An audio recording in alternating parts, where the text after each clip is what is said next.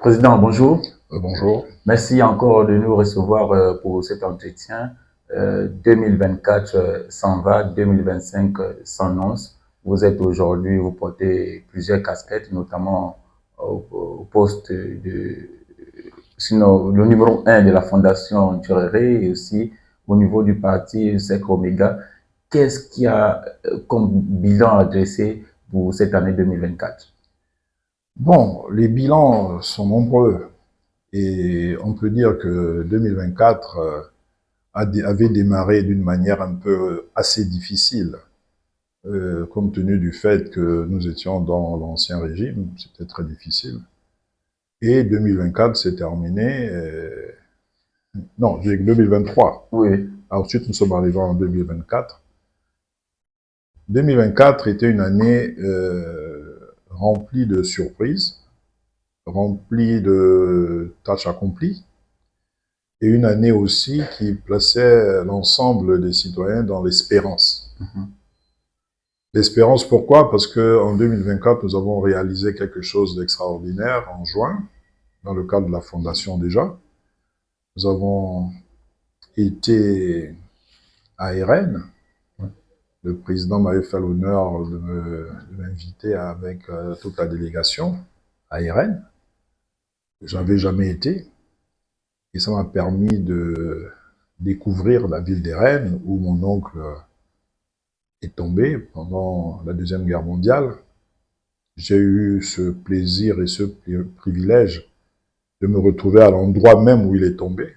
Vous ne pouvez pas imaginer l'émotion et la réaction qui a été la mienne, qui a pénétré mon âme jusqu'à m'amener à Libreville. Et il y a eu beaucoup de choses derrière tout ça. Ensuite, il y a eu le monument qui a été réhabilité à hauteur d'une grande dignité. Et nous voulons encore renouveler nos remerciements dans le cadre de la Fondation et la famille. Nous voulons remercier le président de la République, le président de la transition, le général Brice-Clotaire Oligui Nguema, pour cette œuvre qui marquera à jamais l'histoire de notre pays, parce que le capitaine Tchoréré a été rehaussé au rang d'héros national. Nous attendons maintenant les documents officiels. L'année 2024 nous a apporté aussi des travaux hors de tout ce que nous pouvons espérer. Ouais. Des travaux qui ont permis de faire connaître la Fondation. Des travaux intellectuels, de réflexion. Nous avons eu à entreprendre une démarche auprès de l'UNESCO. Nous avons des amis africains qui travaillent là-dessus pour faire rentrer la mémoire du capitaine Tchoréré au niveau de l'UNESCO. Nous avons aussi eu le plaisir de travailler avec une autre chaîne en ligne aussi, une radio aussi, que je ne voudrais pas citer parce que vous ferez la publicité de cette radio, mais que vous connaissez, qui aujourd'hui fait la promotion de la Fondation à travers son journal parlé au niveau de la radio. Nous avons aussi, au niveau de la France, un membre de la Fondation, M. Christian Eboulé, qui était journaliste à TV5 Monde, qui a fait sortir un ouvrage, qui est en train de faire le tour du continent, dans la zone francophone. Il a été tout dernièrement au Sénégal. Il a présenté le livre. Il a été bien reçu par les autorités au Sénégal. Et je crois que d'ici le mois de mars, lors de la journée de la francophonie, c'est fort possible qu'il sera parmi nous à Libreville. Et je souhaiterais qu'il puisse rencontrer nos autorités, parce qu'il a écrit 2 ouvrages. Le dernier ouvrage, c'est sur le parcours militaire et la vie du capitaine Tchoréré, qui a près de 500 pages. La Fondation a fait son travail, et la Fondation continue, et la Fondation espère qu'en 2025, la première autorité du pays, permettra à notre fondation d'avoir les moyens nécessaires pour la construction du siège de la fondation et du musée du combattant. Parce qu'à l'intérieur de ce musée, on aura tous ceux qui ont marqué l'histoire de notre pays. L'histoire, c'est-à-dire l'histoire militaire, l'histoire civile, ceux qui ont marqué l'histoire avant l'arrivée des colons, on peut les citer, les Ouongo, les Mbombe et tous les autres, ceux qui ont marqué l'histoire pendant la guerre, les premières et deuxième guerres mondiales, ceux qui ont marqué l'histoire pendant que les colonisateurs étaient en train d'envahir nos territoires, ceux qui ont marqué l'histoire après la guerre, après 1945, donc le milieu politique, et ceux qui ont marqué l'histoire dans le domaine du sport, dans le domaine de l'éducation et dans tous les domaines de la République. Parce que notre nation a une histoire, il faut conserver cette histoire pour pouvoir la transmettre aux générations présentes et futures. Ça, c'est la mission 2025 de la Fondation Capitaine Traoré et nous sollicitons vraiment le soutien et l'aide du président de la République. Mais nous savons aussi que nous rentrerons dans une année électorale et nous pensons que cette année électorale permettra aussi aux uns aux autres de pouvoir apporter leur petite pierre à l'édifice. À l'édifice, de quelle manière? C'est-à-dire qu'il faut pouvoir réfléchir et peut-être faire les bons choix pour que nos projets puissent aboutir. Mais nous ne sommes pas encore à la conclusion. Ça, c'est le bilan un peu de la Fondation Capitaine Charles Traoré pour l'année 2024. Maintenant, si nous rentrons dans un cadre du parti, vous savez, il n'est pas évident de mener des actions sous les tropiques. Nous sommes en Afrique, et en Afrique, la politique, à l'heure actuelle, n'est pas aussi facile. Ce n'est pas aussi facile de mener des actions, parce que la politique demande d'énormes moyens. D'autres diront, mais alors pourquoi vous avez créé des partis? Mais il faut bien avoir des partis politiques. C'est pas tant les moyens, mais ce que nous voulons au niveau du Cercle Oméga, c'est la fidélité de nos militants. Sur ce point, nous n'avons pas de difficulté. Et aussi ce que nous pouvons transmettre à nos compatriotes. C'est pas tout d'avoir des partis, mais il faut former aussi des citoyens, il faut informer les citoyens. Ils ont besoin de connaître l'histoire de notre pays, ils ont besoin de découvrir la vision des leaders politiques. Et si nous nous attelons à aller dans ce sens pour toujours éclairer ceux qui veulent bien, afin que nous puissions atteindre les objectifs nobles de ce qu'on voulait nous faire passer comme démocratie. Vous savez, dans le Cercle Oméga, et moi particulièrement, j'ai pas une grande foi en ce qu'on appelle démocratie, parce que je suis panafricaniste, et en Afrique, nous sommes attachés au consensus. Le consensus qui permet aux uns et aux autres de se mettre ensemble. Des citoyens d'un même pays, des citoyens d'un même continent, pour bâtir cette Afrique, bâtir ce Gabon, bâtir d'autres pays, dans une communion des projets qui touchent l'ensemble de nos populations, en commençant par la culture, l'éducation dans l'ensemble, les traditions, et puis la vision d'unité et de fraternité. Loin de la politique politicienne. Parce que la politique politicienne nous entraîne dans des conflits inutiles, des voisins qui se tirent dessus, des rebelles qui arrivent. On nous parle de terrorisme, mais je ne sais pas qui est terroriste en Afrique, s'ils ne sont pas tout simplement fabriqués par des forces occultes qui viennent d'ailleurs. Je ne vais pas citer d'où ils viennent, mais nous constatons qu'ils sont là. Et pourquoi ils sont là? Nous constatons qu'ils ont la couleur locale. Pourquoi ils ont la couleur locale? Dans la mesure où nous ne fabriquons pas d'armes.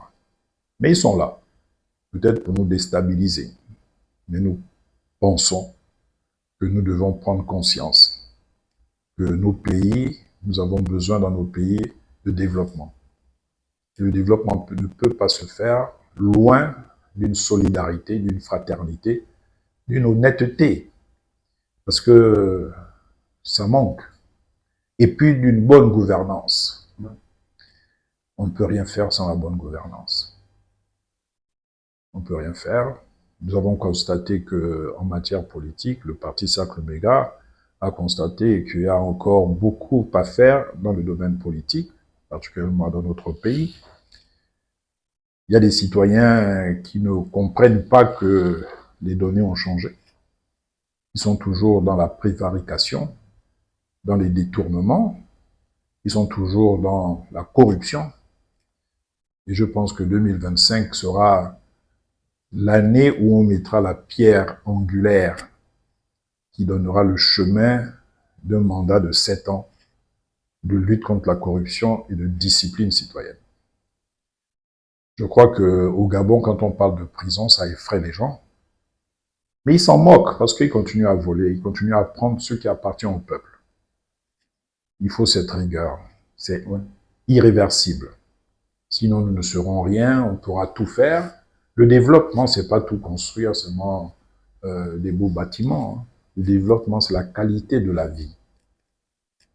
Quelle qualité de la vie nous réservons à nos compatriotes pour 2025? Nous avons tellement de jeunes au chômage, très bien formés.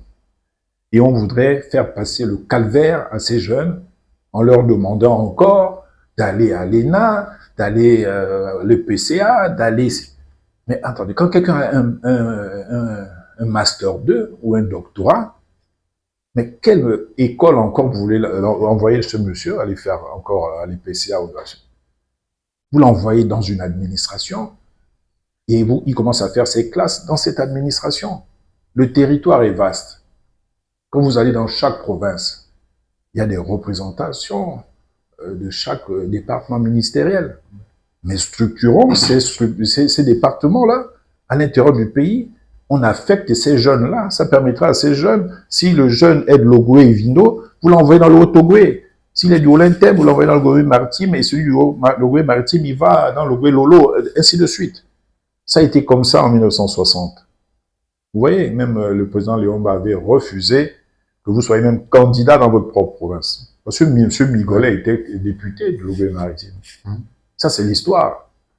Donc, il faut faire un recensement de ces jeunes-là qui ont travaillé pendant leurs études, qui se sont dit, je rentrerai au Gabon pour apporter ma pierre. Mais quand ils arrivent ici, ils sont perdus. Parce que il y a ce qu'on appelle le clientélisme politique, il y a ce qu'on appelle le tribalisme, qui empêche à ces jeunes de pouvoir s'affirmer dans la République. Nous, notre génération, quand nous sommes rentrés, on a été la dernière vague de ceux qui ont un peu subi le commencement de ces difficultés. Mais ceux qui sont rentrés en 1967 et 70, ils venaient, ils avaient 3 propositions, ils pouvaient travailler, on ne leur a pas dit allez-y à l'ENA. L'ENA, c'est pour l'administration. Si vous voulez avoir des administrateurs, vous les envoyez à l'ENA. Et commencez par recruter ces jeunes-là dans des départements ministériels pour qu'ils puissent se faire la main. Ils commencent à être des chargés d'études et ils progressent, ils passent dans les services. C'est ça, l'État. C'est ça, le devoir. C'est constitutionnel. On doit vous former, on doit vous donner du travail, parce que vous devez fonder la famille qui représente le socle de la société.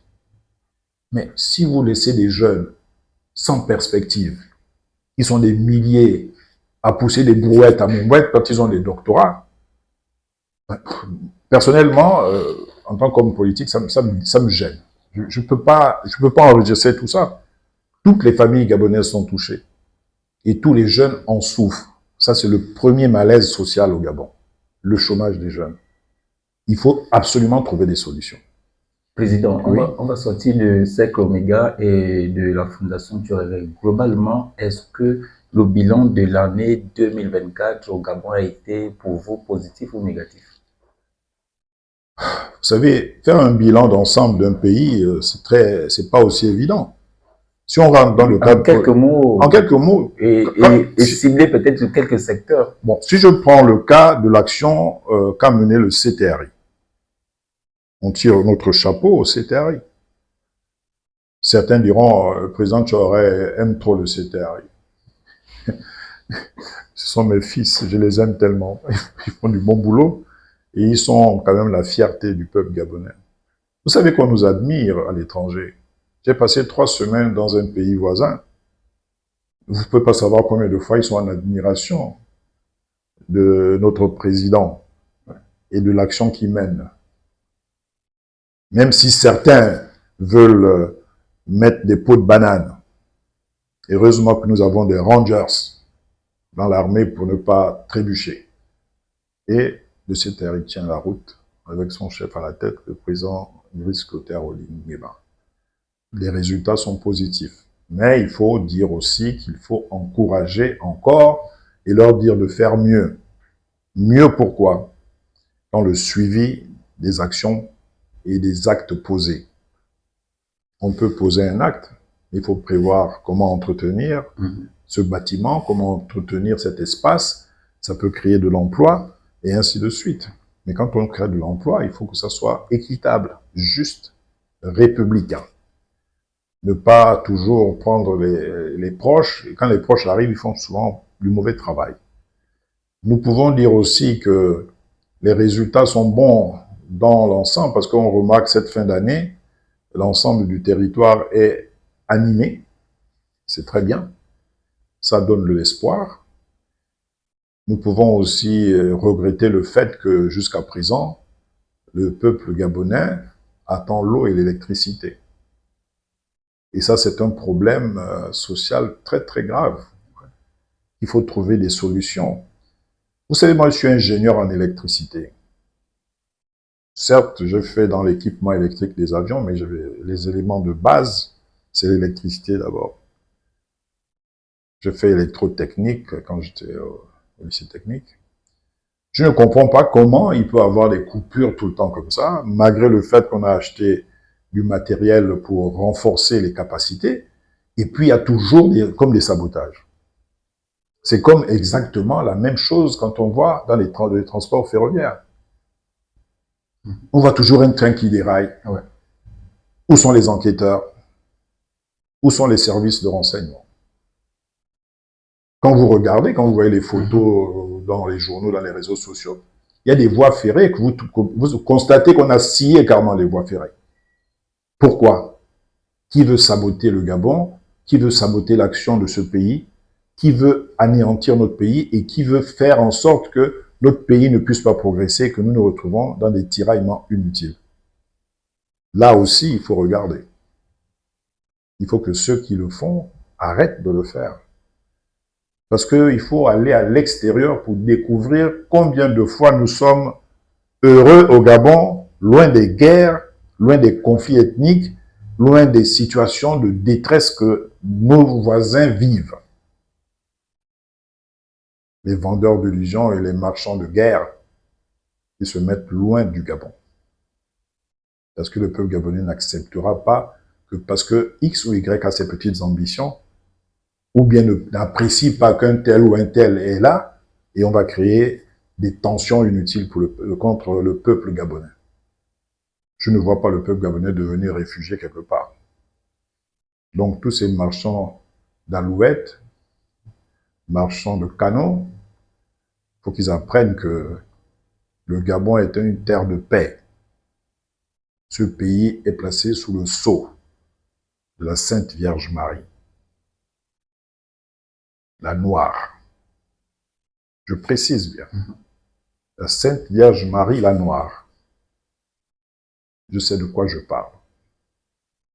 Donc, préservons cette unité nationale, cette paix, que certaines pensent qu'il n'y a pas de paix, mais c'est une paix quand même.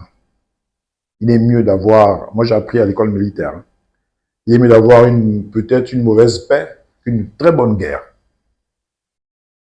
C'est pourquoi vous voyez, quels que soient les conflits, les gens vont toujours s'entendre, vont toujours signer des accords de paix, parce que sur Terre, nous ne sommes pas venus pour nous entretuer, nous sommes venus bâtir. Et nous avons besoin de bâtir le Gabon avec les forces des uns et des autres. Vous avez vu aujourd'hui, en 2024, certains ont crié au scandale.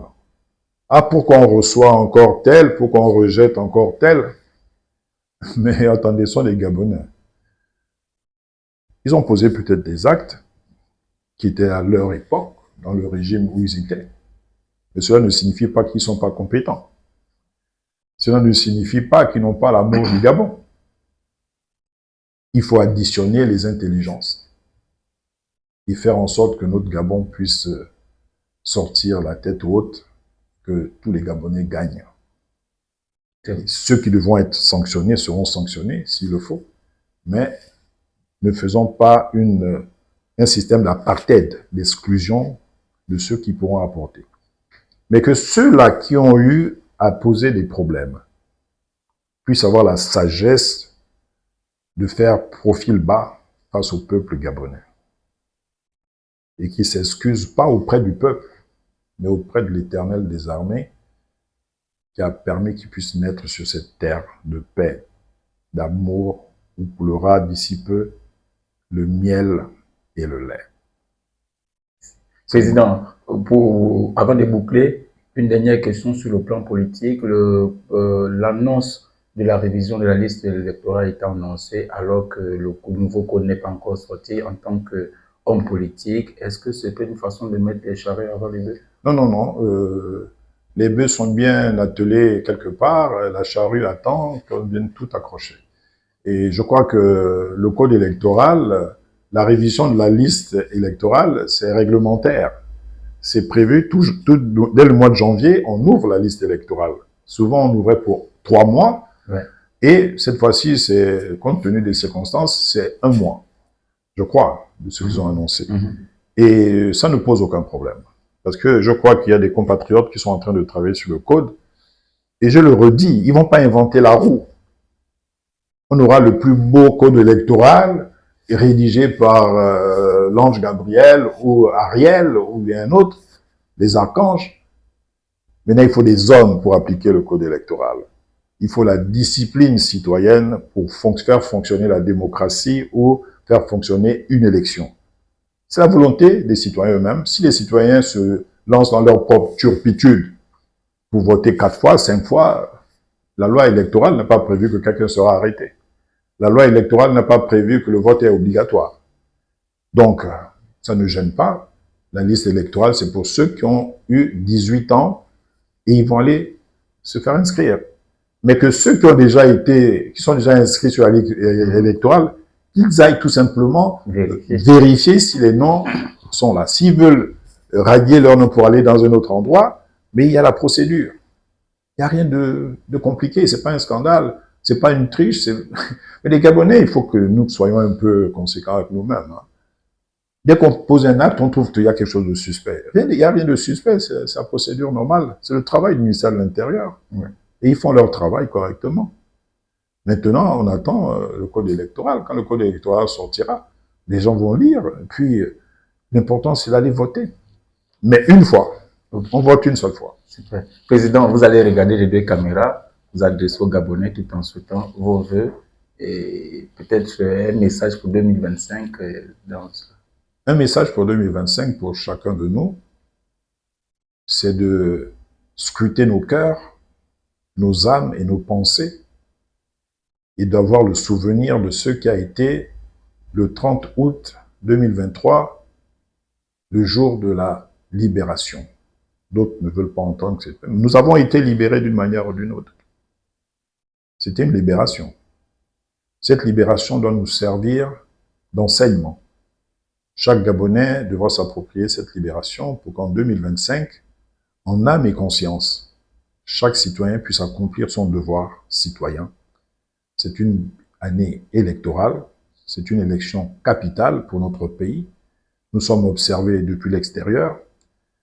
Chacun devra prendre ses responsabilités, que la transparence électorale y soit, et que cette transparence électorale puisse nous désigner celui qui aura la lourde responsabilité de conduire aux destinées de notre pays, le Gabon. Nous n'avons qu'un seul pays. Celui qui sera choisi devra comprendre qu'il sera le père de la nation. Il devra être au service des Gabonais, au service de ce pays, pour que, enfin, nous puissions aller vers notre essor, vers la félicité. Bonne année à tous, bonne année à toutes, que le Gabon soit toujours admiré et envié par les autres. Je vous remercie.